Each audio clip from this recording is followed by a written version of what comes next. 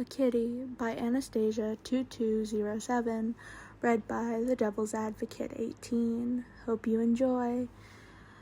It was a very nice day. The sun was shining, the birds were singing, and Chuuya was in a good mood, so he decided to ask his boyfriends to go out with him. Well, big mistake.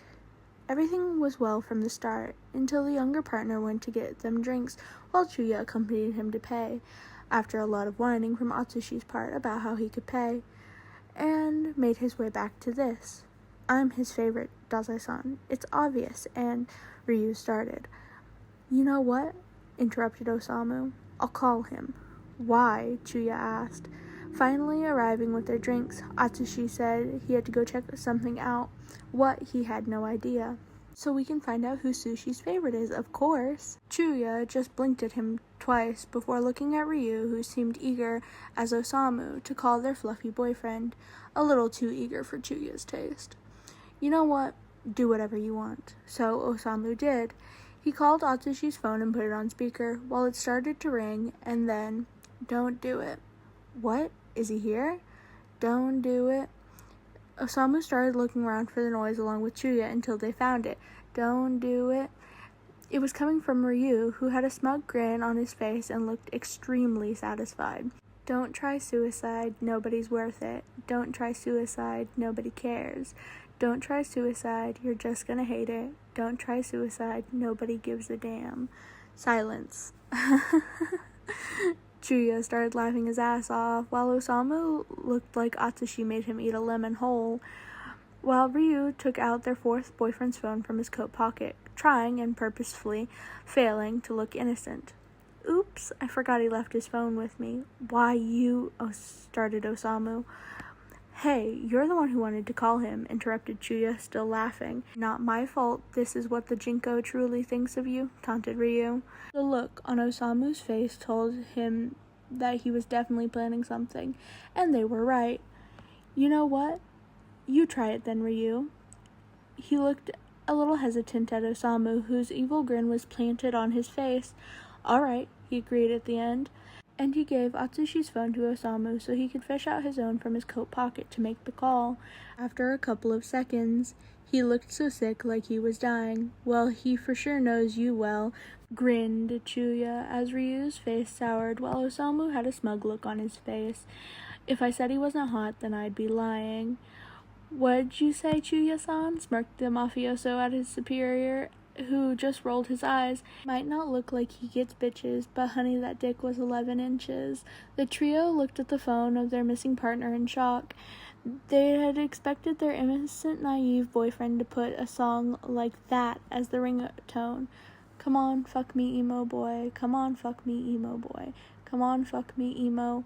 That's enough, mumbled Ryu, his face red after hanging up. I don't know if I should be amused by your reaction or jealous that he put that as your ringtone, grumbled the suicidal brunette. Well, at least I know what he thinks about me. Ryu couldn't be more flustered. We should probably wait for him to come back and give him his phone, he said after a couple of seconds, where he was able to get his tone and his blushing down a bit. Wait, Chuuya still didn't call him, Osamu reminded him. Do I have to? We did, answered the younger mafioso instead. 'Cause you're a dumbass, deadpans Chuuya. Do it, do it, the ex-executive repeated in a sing-song voice. You're not shutting up until I do, right? Yep, the bandaged man answered, popping the pea. Fine, gave up the redhead. Then the three men looked down at the phone in Osamu's hand as it started to ring.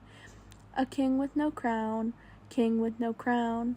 Chuuya blushed, a shade darker than his hair.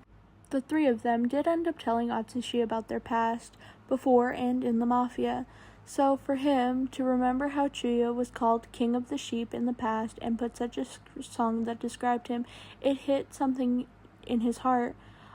I'm just a holy fool, oh baby, it's so cruel, but I'm still in love with Judas, baby. I'm just a holy fool, oh baby, I'm so cruel, but I'm still in love with Judas, baby. He called you Judas, laughed Osamu while pointing at his oldest boyfriend to piss him off more. So what? Judas is like, started the brunette before interrupted by the redhead. I know who Judas is, dazai. Before they could argue any longer, Atsushi came back holding a bag in one of his two hands.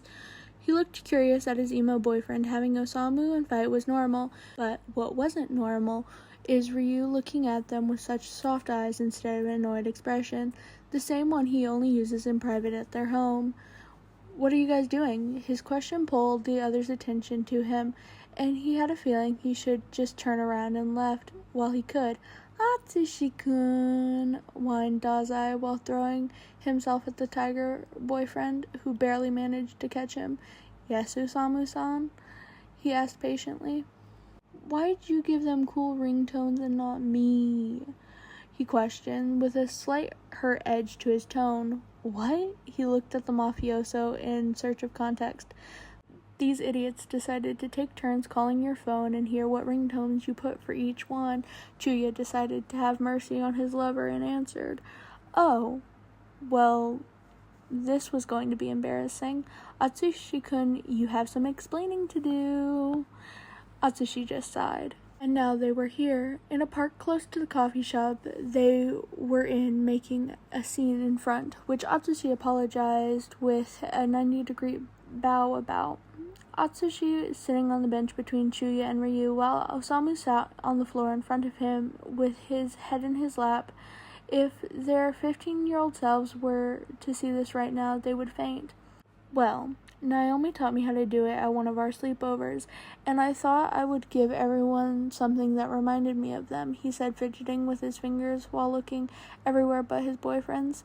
"So you have one for everyone?" asked Ryu. "Yeah." "Why did you give them cool ones and not me?" whined Osamu while hugging the were-tiger's legs. "What the mackerel is trying to say is what reminded you about us in those songs," translated Chuuya with an exasperated sigh. "Well, Ryu was the first one of you guys that I started dating. He's been my first in a lot of things, sex included," said the boy, as he blushed a bright shade of red but still leaned over to give the silver-haired boy a kiss.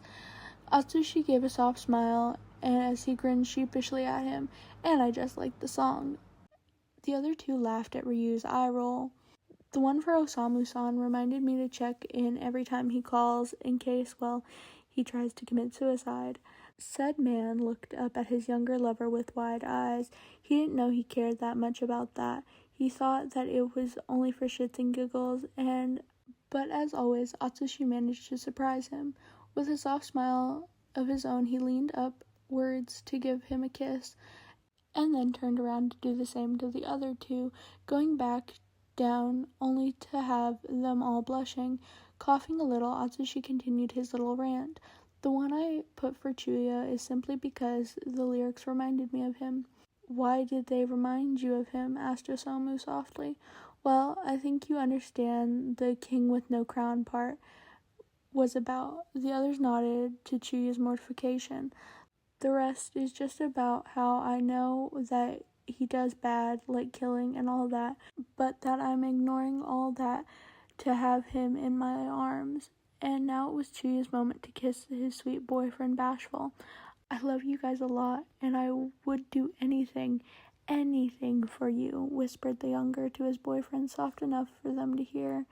And their date ended like that, them sitting in a bench in a random park, with Atsushi in the middle, Chuuya to his left, with his head on his shoulder. He took his hat off, one arm around Ryu's waist, who was on the right, and the other playing with Osamu's messy hair, who was sitting on the floor, hugging his legs with his head on his lap, nuzzling into his belly. Yeah, he really loved his boyfriends, and he hoped what he had planned would be enough to prove that his feelings to the most important people in his life. This was Ring a Kitty by Anastasia 2207, read by The Devil's Advocate 18.